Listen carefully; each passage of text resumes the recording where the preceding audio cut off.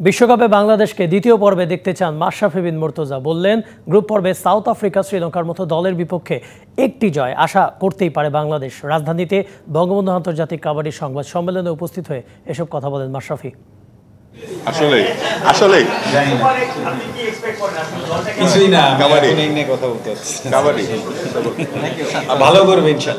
কথাগুলো মজার ছলে বলছিলেন মাশরাফি বিন মুর্তজা, কিন্তু একটু পরে সেটার মজার জায়গায় থাকলো না। সাংবাদিকদের একের পর এক প্রশ্নে যেন হতাশই করে গেলেন সাবেক এই অধিনায়ক। বিশ্বকাপে যাওয়া বাংলাদেশ দলটা নিয়ে মাশরাফির কোনো আইডিয়া নেই। কেমন করবে দল সেটি নিয়েও নেই আগ্রহ। বিশ্বকাপে টাইগারদের প্রতিপক্ষ কিংবা শান্তলিটনদের অফর্ম কিছুই জানা নেই এই কাপ্তানের।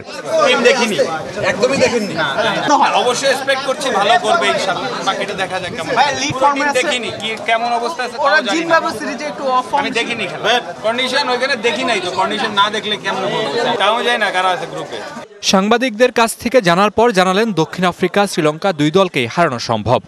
নগদে 500 টাকা বা তার বেশি পেমেন্টে পেতে পারেন ঢাকায় জমিসহ 20 কোটি টাকার পুরস্কার। টাইগারদের জন্য জানিয়েছেন শুভকামনা। দক্ষিণ আফ্রিকা শ্রীলঙ্কার সাথে তো জেতা উচিত। দক্ষিণ আফ্রিকার সাথে তো সিরিজ জিতে এসেছে একবার, যদিও ওয়ানডে।